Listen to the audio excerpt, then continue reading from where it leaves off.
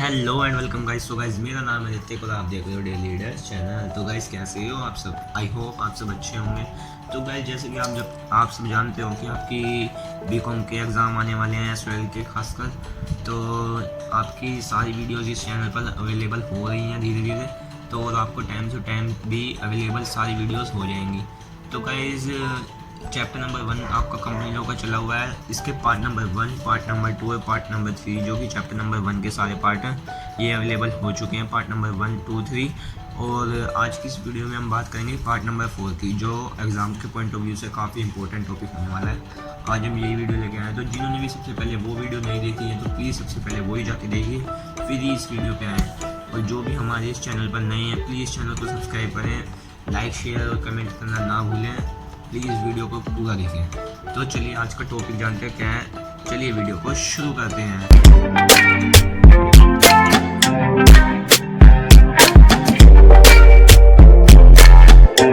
आज का टॉपिक क्या है? हमारा कंपनी लॉ का चैप्टर नंबर 1 पार्ट नंबर 4 है।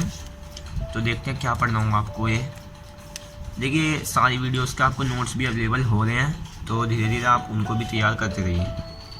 देखिए काफ़ी इंपॉर्टेंट टॉपिक बनता है आज का ये। NCLT और NCLAT क्या है ये टॉपिक आज का, देखते हैं क्या है। NCLT ये मैंने पहले से ही नोट डाउन किया हुआ है ताकि आपको प्रॉब्लम ना हो।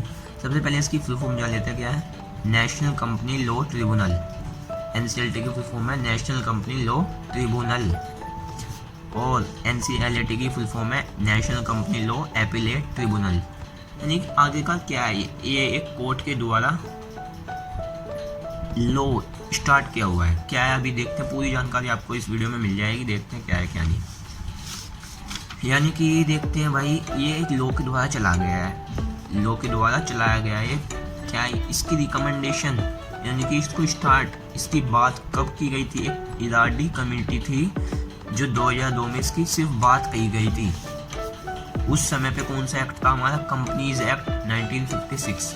ये हमारा एक्ट चल रहा था उस समय पे जब इसकी NCLT की बात की गई थी। मैं दोनों को पैरेलल लेके चलेंगे, क्योंकि ना अगर जो मैं आपको एक टॉपिक कराऊंगा सिर्फ NCLT पहले, तो आपको लगेगा कि मैं कुछ अधूरी बात बता रहा हूँ। तो इसलिए मैं दोनों को पैरेलल लेके चल रहा हूँ ताकि आपको सारी बात समझ में आ सके।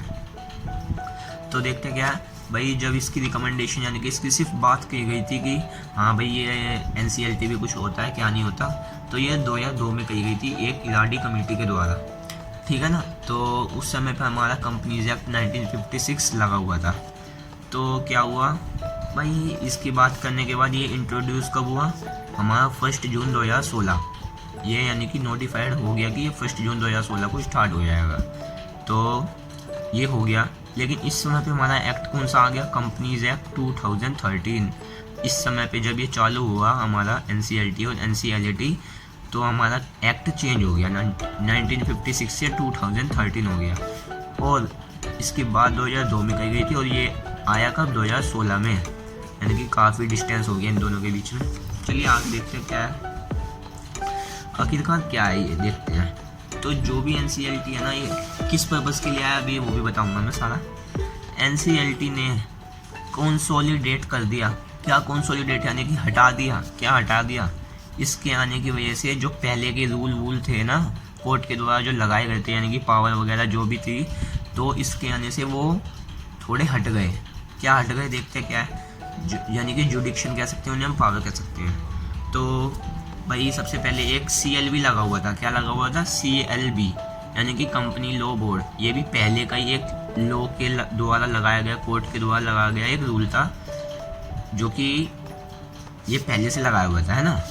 तो देखेंगे अभी क्या है क्या नहीं। एक था भाई, हमारा 3 थे, BIFR, एक था CLB, एक आया BIFR, ये भी पहले से लगा हुआ था। इसकी डिफाइन ले लेते क्या, ये क्या था? Full form board of industrial and financial reconstruction. इन दोनों को कंबाइन लेके चलते हैं, AAIFR, यानी कि ये भी दोनों आपस में इंक्लूड हैं। AAIFR यानी कि appellate for industrial and financial reconstruction, ठीक है। ये आप ये ज़्यादा दिक्कत मत लीजिए, क्योंकि मैं आपके सिलेबस के हिसाब से ही करवाने वाला हूँ। तो यानी कि इनकी फुल फॉर्म आपने जान ली, ये सिर्फ रूल है जो कि कोर्ट के द्वारा लगाए गए हैं। एक था हमारा हाई कोर्ट, यानी कि 1, इन दोनों को कंबाइन लिया 2, और एक आ गया 3 हाई कोर्ट, यानी कि इसकी भी कुछ जुडिक्शनल पावर होंगी, यानी कि इसका भी वाइंडिंग अप और डिसोल्यूशन होना, ये सब हाई कोर्ट देखता था। तो इसका सिर्फ एनसीएलटी का पर्पस क्या रहा, पर्पस देखते क्या रहा इसका, सिर्फ पर्पस इसका ये रहा, all company law matters are taking to NCLT, all company law सारे डिसीजन लेते हैं, so that dispute get settled in an easy and fast manner. देखते क्या है भाई, पहले ना इंडिया में क्या होता था, जो भी कंपनी हमारे केस वगैरह जो भी फाइल वो भी करती थी, तो डिसीजन ना काफ़ी लेट आते थे, उनके काफ़ी टाइम लगता था, यानी कि तारीख पे तारीख। ये तो इंडिया का पॉपुलर ऐसे भी पॉल्यूटेड इंडिया है, तो इसलिए तारीख पे तारीख होती रहती थी। तो इसी को चीज़ को देखते हुए ये एनसीएलटी और एनसीएलटी चला गया है कि भाई जो भी हमारे काम वगैरह है लोगों के, ये इजी हो जाए और फास्ट मैनर में हो जाए, यानी कि इसको तेज़ करा जा सके, यानी कि तारीख ज़्यादा ना मिले, है ना। इसी को लेके इसी पर्पज़ से ये एनसीएलटी और एनसीएलटी चलाया गया है, ताकि आपके सारे टाइम से टाइम सारे अवेलेबल, मतलब सारे डिसीजन सारे टाइम से हो जाएं और फास्ट रहें। तो भाई देखते हैं क्या है आगे, आगे देखते हैं क्या है। देखिए अब हम पढ़ेंगे इसके नंबर ऑफ बेंचेस। क्या पढ़ेंगे हम, इसके नंबर ऑफ बेंचेस, एनसीएलटी और एनसीएलटी के बेंचेस। बेंचेस क्या है आखिरकार, यानी कि कोर्ट, आखिरकार कितने कोर्ट हैं कहाँ पे, पहले देख लेते हैं कितने हैं। 11 कोर्ट्स हमारे बेंचेस कहते हैं, वैसे इन्हें हम लोग के कंपनी के यूज़ में बेंचेस कहते हैं इनको। तो बेंचेस कितने हैं, 11, यानी कि कहाँ कहाँ पर है भाई, 2 तो दिल्ली में है, 2 कहाँ पे है, दिल्ली में, और एक है अहमदाबाद में, एक इलाहाबाद में, बेंगलुरु में, चंडीगढ़, चेन्नई, गुवाहाटी, हैदराबाद, कोलकाता और मुंबई। ठीक है, 11 है टोटल, ये है कहाँ कहाँ पर है। तो इसे याद रखने के लिए हमने आपके लिए एक फॉर्मूला क्रिएट किया है, जिससे आप इसको याद रख सकते हो। DA square BC square GH kilometre, यानी कि D से Delhi DA square, A square यानी कि अहमदाबाद और इलाहाबाद, B से बेंगलुरु, C का स्क्वायर यानी कि चंडीगढ़ और चेन्नई, GH गुवाहाटी, हैदराबाद, किलोमीटर कोलकाता और मुंबई। आया समझ। तो भाई इसमें भी ये है कि कहाँ कहाँ पर है, पहले कहाँ कहाँ पर थे, तो पहले कहाँ कहाँ पर थे देखते हैं क्या था।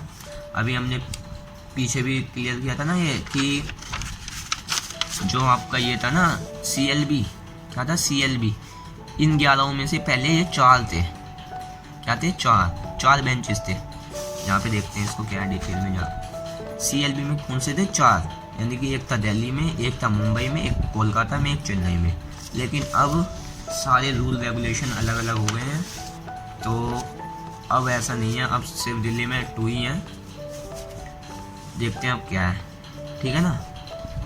अब देखते हैं भाई बेंचेस का भी आपको क्लियर हो चुका होगा। अब देखते हैं इसका स्ट्रक्चर, देखते हैं आखिरकार स्ट्रक्चर, यानी कि क्या है इसका स्ट्रक्चर, किसके द्वारा ये बनाया गया है, क्या है क्या नहीं है, देखते हैं भाई। Structure of authority in company act, यानी कि इसका स्ट्रक्चर क्या है कि भाई कौन इसको कंट्रोल करेगा, कौन इसका एडमिन होगा, तो यही देखेंगे हम इसमें स्ट्रक्चर में, ये देखते हैं आखिरकार। तो भाई इसका जो भी होगा हेड MCA है, कौन है, MCA यानी कि मिनिस्ट्री ऑफ कॉर्पोरेट अफेयर, इसका हेड है ये। तो ये हम 2 तरीके से लेके चलेंगे, पहले हम इसके इधर एक एडमिनिस्ट्रेशन एंड कंट्रोल देखेंगे, और फिर इधर हम इसके जुडिशल अथॉरिटी देखेंगे क्या है क्या नहीं है। भाई इसका एडमिनिस्ट्रेशन एंड कंट्रोल कौन करेगा भाई, एक रीजनल डायरेक्टर होगा और एक लिक्विडेटर होगा, देखेंगे क्या है क्या नहीं है। और इधर देखते हैं भाई जुडिशल अथॉरिटी में, भाई पहले आएगा NCLT और नेकलेट यानी कि NCLAT, फिर आएगा सुप्रीम कोर्ट। आखिर क्या है ये देखते हैं। कोई भी कंपनी जब केस करेगी ना, तो माना कि भाई वो कोई सेटिस्फाई नहीं हुए, तो सेटिस्फाई नहीं हुआ वो कोर्ट से, तो भाई पहले तो क्या होता था, कोर्ट में अधिकतर जो भी ये हर कोई था ना, जैसे पहले ना कंपनी लॉ के हिसाब से पहले ना लॉयर वगैरह ही जा सकते थे, तो इसके अंदर काफ़ी लॉयर वगैरह जा सकते थे, CS इनको भी छूट नहीं थी पहले तो। लेकिन अब क्या है, अब कोई भी जा सकता है अपने डिसीजंस को लेके, अपने डिसीजन करवाने कोई भी जा सकता है इसके अंदर, पहले इतनी इजाज़त नहीं होती थी इनको। तो अब क्या होता है भाई, देखते हैं क्या होता है। ये जुडिशियल अथॉरिटी माना कि उनके वोट सेटिस्फाई नहीं हुए अपने केस फाइल से, तो भाई उसको ऑप्शन मिल जाता है कि वो एनसीएलटी में जा सकता है, एनसीएलटी में अपना केस जाके दर्ज कर सकता है। फिर अगर जो वो इससे भी सेटिस्फाई ना हो तो वो एनसीएलटी में जाएगा, एनसीएलटी में जाएगा। लेकिन वो इससे भी सेटिस्फाई नहीं हुआ तभी वो सुप्रीम कोर्ट में जा सकता है। आजकल कोई भी सुप्रीम कोर्ट में अपने केस फाइल लेके जा सकता है, कोई भी कंपनी का। बस इसकी एक दिक्कत है, इसमें टाइम लिमिट है। तो भाई जब भी यहाँ से यहाँ पे जाना हो ना आपको, तो विद इन 45 डेज में जाना होगा। इससे एक्सीड हो गया ना आपका टाइम, यहाँ पे इससे कम में चल जाएगा, लेकिन ज़्यादा भी नहीं चलने का, फिर वो कैंसिल भी हो सकता है। और एनसीएलटी से अपना केस यहाँ पे सुप्रीम कोर्ट में पहुँचाना है ना आपको, तो 60 डेज़ में, कम से कम 60 डेज़ तक हो जाना चाहिए आपके यहाँ पे सुप्रीम कोर्ट में चले जाना चाहिए। तो ये तो क्लियर हो चुका होगा आपको स्ट्रक्चर क्या है क्या नहीं, कि कुछ नहीं है ये टॉपिक आपका काफ़ी इजी टॉपिक है। सिर्फ पर्पस क्या है इसका, आखिरकार इसका पर्पस ये है, जो भी हमारा वर्कलोड है ना, हाई कोर्ट का वर्कलोड, यानी कि काम उस पर ज़्यादा आ रहा है, उसके काम को कम करने के लिए, उसकी परेशानियों को कम करने के लिए एनसीएलटी और एनसीएलटी का ये बनाया गया है, उसके वर्कलोड को कम करने के लिए, और जो कि डिसीजन ले सके हम फ्यू टाइम में, यानी कि कम से कम समय में हम सारे डिसीजन ले सके। इसलिए सिर्फ ये क्रिएट किया गया है एनसीएलटी और एनसीएलटी, इसका सिर्फ नोटिफाइड इसलिए हुआ है। तो आगे देखते हैं क्या है क्या नहीं है। इसके फ्रेमवर्क होते हैं, क्या है भाई फ्रेमवर्क, यानी कि सबसे पहले ये जान लेते हैं हम कि ये कितने सेक्शन में डिवाइड होता है। आखिरकार सेक्शन ज़रूरी होते हैं आपके लिए, लॉ के स्टूडेंट के लिए। तो भाई जो ये एनसीएलटी और एनसीएलटी है ना, ये सेक्शन 408 से 434 यानी कि 408 से 434 तक कंसिस्ट करते हैं, इसके सारे सेक्शंस, ठीक है ना। ये टॉपिक इतने थे। तो आगे देखते हैं क्या है क्या नहीं। इसके फ्रेमवर्क देखते हैं अब क्या है फ्रेमवर्क, यानी कि ये कितने पार्ट्स में डिवाइड किया गया है आपका। क्या है भाई एनसीएलटी और एनसीएलटी के भाई सेक्शन तो बता दिए मैंने, 408 से 434।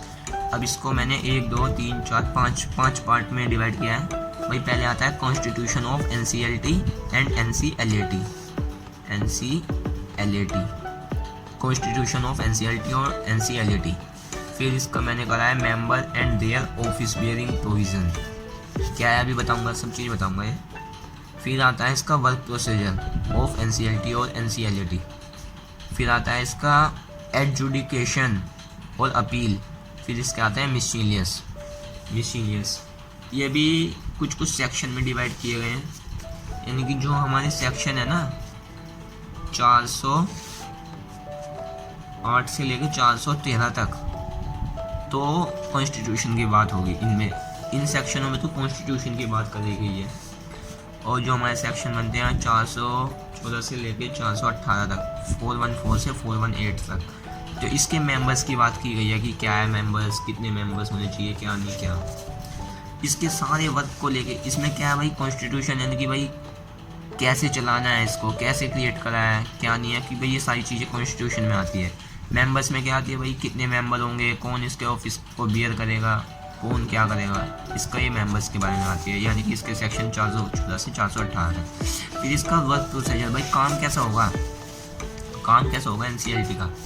तो भाई इसके सेक्शन होते हैं हमारे 419 से 420, ठीक है ना। तो भाई इसका वर्क के बारे में इतना ही होता है, इतने सेक्शन होते हैं। फिर इसका आता है एडजुकेशन,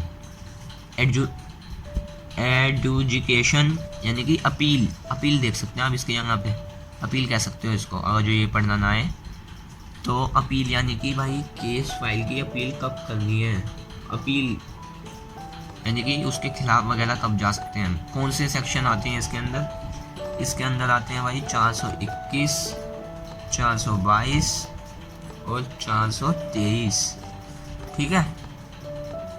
ये 3 सेक्शन इसके अंदर आते हैं।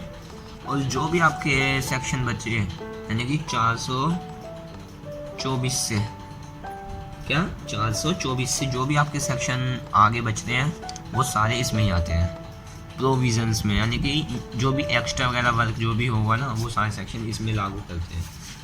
तो आई होप आपको ये क्लियर हुआ होगा।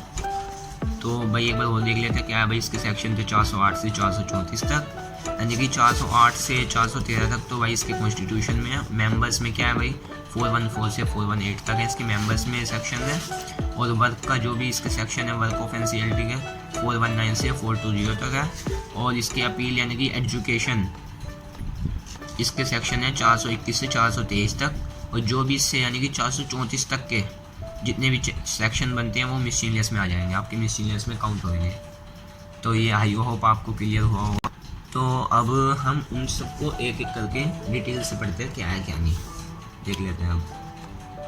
NCLT एंड NCLAT यानी कि इसके सेक्शन भी लिख लेते हैं हम ऊपर। 408 से 413 का पढ़ेंगे सबसे पहले, यानी कि कॉन्स्टिट्यूशन का पढ़ेंगे।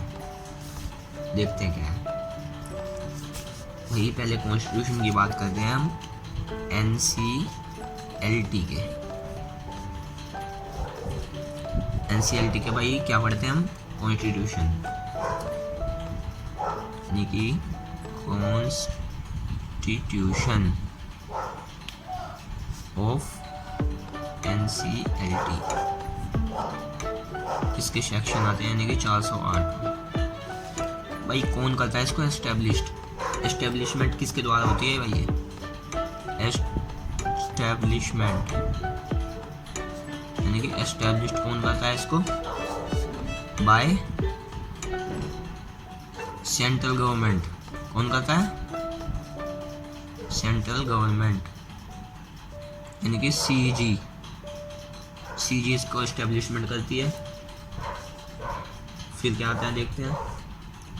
इसमें ना मेंबर की बात करें ना, हम मेंबर की बात बाद में, पहले इसमें भाई एक प्रेसिडेंट होता है और एक स्पेसिफाइड मेंबर्स होते हैं, यानी कि 1 तो प्रेसिडेंट होना चाहिए और स्पेसिफाइड यानी कि कुछ वो होने चाहिए मेंबर्स, स्पेसिफाइड मेंबर्स। भाई ये भी दो तरीके के होते हैं आपके, इनको भी दो पार्ट में डिवाइड करते हैं हम। कौन कौन से हैं भाई, जुडिशियल यानी कि लॉ के द्वारा जो होते हैं, और कुछ होते हैं टेक्निकल मेंबर्स। देखते हैं अब क्या है क्या नहीं। इनके जो भी अपॉइंटमेंट है ना डन किसके द्वारा होते हैं, जो भी इसके सारे अपॉइंटमेंट होते हैं ना, जो all appointment done by CG यानी कि सेंट्रल गवर्नमेंट, सेंट्रल गवर्नमेंट के द्वारा ही इनके सारे अपॉइंटमेंट डील किए जाते हैं।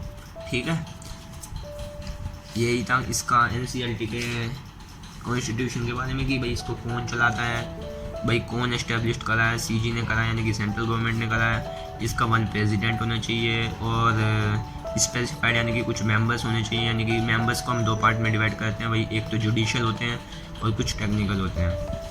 फिर आगे देखते हैं हम क्या करा कि भाई ऑल अपॉइंटमेंट डील यानी कि डन बाय CG के द्वारा ये डन करे जाते हैं। ठीक है, अब भाई कॉन्स्टिट्यूशन देखते हैं NCLAT के।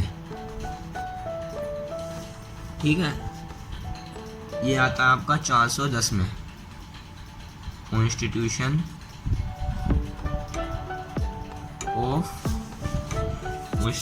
Of NCLAT। ये कौन से सेक्शन में आता है आपका, 410 में बिलोंग करता है। भाई इसको कौन एस्टेब्लिश करेगा, एस्टेब्लिश्ड बाय, ये भी CG के द्वारा ही एस्टेब्लिश्ड होती है। ठीक है, बस कुछ इसमें डिफरेंट है, ज़्यादा कुछ इन दोनों में डिफरेंट नहीं है, बस थोड़ा बहुत डिफरेंट है। भाई इसमें हमारा 1 प्रेसिडेंट था, इसमें 1 चेयरपर्सन होना चाहिए। कौन होना चाहिए, 1 chairperson and few specified members. भाई एक चेयरपर्सन होना चाहिए, बाकी कुछ आपके मेंबर्स होने चाहिए। मेंबर्स कौन कौन से होने चाहिए, अभी मैंने क्लियर किया, जुडिशियल और टेक्निकल। जुडिशियल टेक्निकल ये दोनों ही आपके मेंबर्स होने चाहिए। अब आगे देखते हैं क्या है, देखते हैं क्या है भाई। जो भी है ना ये NCLAT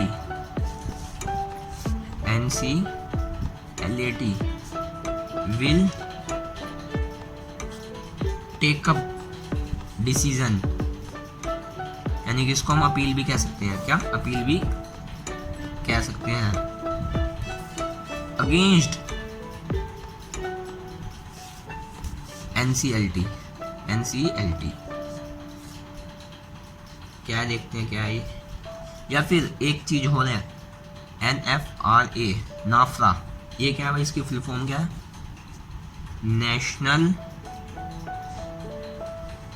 national financial reporting authority. National financial reporting authority. देखते क्या है भाई, NCLAT ना अपने सारे डिसीजन अपील करेगा किसके विरुद्ध, अगेंस्ट यानी कि NCLT के, और नाफरा के, यानी कि NCLT। या भी ये भाई ये क्या है, ये कहाँ से आ गया भाई, ये भी तो उसकी तरह ही है जो अभी हमने कंपनी लॉ बोर्ड करवाया ना, अभी पीछे करवाया था हमने, तो ये भी तो उसकी तरह ही है, यानी कि ये पहले के रूल हैं, यानी कि इन सबको हटा के ही आया है। यानी कि हमने अभी बताया था ना ये company law board, BIFR, AAIFR, ये भी उसकी तरह ही है। इन सबको हटा के, इन सबको रिमूव करके, क्या है, इन सबको रिमूव करके,